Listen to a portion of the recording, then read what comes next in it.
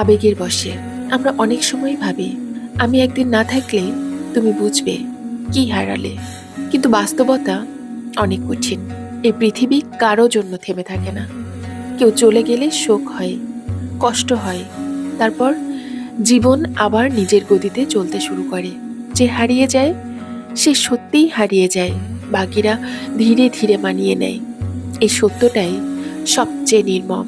কখনো কখনো মনে হয় একজন মানুষ নিজের সবটুকু দিয়ে ভালোবাসলো, ভরসা করলো, জীবন গুছিয়ে দিল অন্য কারো জন্য। অথচ শেষ মুহূর্তে সেই ভালোবাসার প্রতিদান কি পেল? সবচেয়ে কষ্টের জায়গা হয় তখনই, যাকে জীবনের কেন্দ্র বানানো হয়েছিল সেই মানুষটিই যদি শেষ বিদায়েও পাশে না থাকে, কবরে এক মুঠো মাটি দেওয়ার মতো মায়াও যদি না জাগে, তখন বোঝা যায় ভালোবাসা সবসময় সমান ছিল না।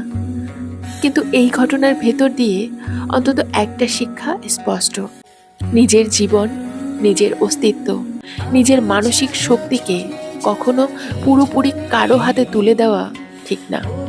কারণ মানুষ বদলায়, সময় বদলায়, কিন্তু নিজের জীবনটা একটাই। ভালোবাসুন, কিন্তু নিজেকে হারিয়ে নয়।